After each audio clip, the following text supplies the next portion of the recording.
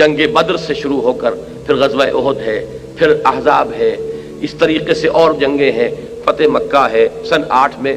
6 برس کا یہ 6th phase and final phase of the revolution of محمد صلی اللہ علیہ وسلم، ان مراحل سے گزر کر جاء الحق وزهق الباطل ان الباطل کان زہوقا، جزیرہ نما عرب پر اللہ کا دین غالب ہو گیا۔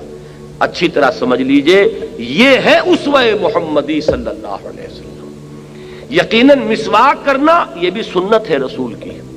جو شخص مسواک کرتا ہے بجائے برش کے، یہ سمجھتے ہوئے کہ حضور کی سنت یہ ہے، یقیناً اسے اجر و ثواب ملے گا۔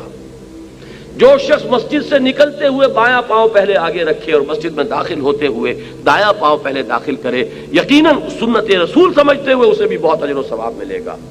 جو شخص داڑھی رکھتا ہے سنت رسول سمجھ کر، یقیناً بہت بڑے اجر و ثواب کا مستحق ہے۔ لیکن جان لیجئے اسوہ کہتے ہیں نمونے کو، نمونہ کامل نمونے کو کہتے ہیں۔ پوری شخصیت، پورا وجود، پورا کارنامہ حیات، حضور صلی اللہ علیہ وسلم کی توانائیاں کس کام میں لگیں؟ آپ کے شب و روز کس فکر میں گزرتے تھے؟ آپ کی جد و جہد کس رخ پر تھی؟ آپ کس کام کے لیے یہ دن رات جو محنت کر رہے تھے کس مقصد کے لیے تھا؟